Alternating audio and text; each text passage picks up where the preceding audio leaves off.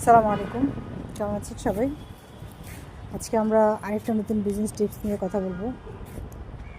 আজকে আমরা বলবো আপনারা অনেকে আছেন যারা ফেসবুকের পাশাপাশি অন্য কোনো প্ল্যাটফর্ম খুঁজেন, যারা অন্য কোন কোন প্ল্যাটফর্ম ইউজ করে অ্যাকচুয়ালি আমার বিজনেস অ্যাডগুলো আমরা চালাতে পারি। তো সেটার জন্য একটা সবচেয়ে ভালো মাধ্যম হচ্ছে ফেসবুকের পরেই হচ্ছে টিকটক। কেন আসলে বলছি যে টিকটক হচ্ছে ফেসবুকের পরে ভালো একটা মাধ্যম।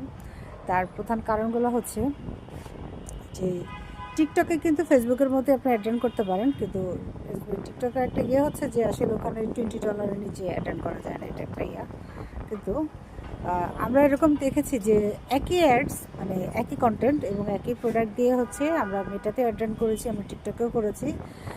যেখানে দেখা গেছে যে আসলে টিকটকে আমরা যে একটা রান করেছি সেখানে ধরেন 10টা অর্ডার এসেছে, তার মধ্যে হয়তো বা 3 থেকে 4টা, সর্বোচ্চ 5টা ফেক অর্ডার ছিল, বাট 5টা অর্ডার কিন্তু কনফার্ম অর্ডার ছিল।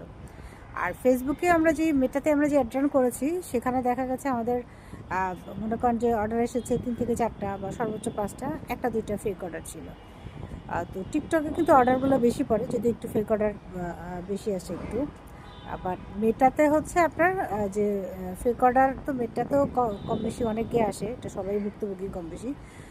বাট টিকটকে আপনার রিচটা বেশি হয়, যেটা ফেসবুকে রিচটা কম হয়। তো আপনি যদি চান যে আপনার বিজনেসটা আসলে সব ধরনের মিডিয়াতে বা সব ধরনের চ্যানেলে আপনার বিজনেসটা স্প্রেড হয়ে যাক, মানে ছড়িয়ে যাক, বা আপনি দ্রুত পরিচিতি পেতে, কিন্তু টিকটক একটা বেস্ট একটা মাধ্যম। সো আশা করি সবাই এই মাধ্যমটা ইউজ করবেন। তো ধন্যবাদ, আবার কথা হবে।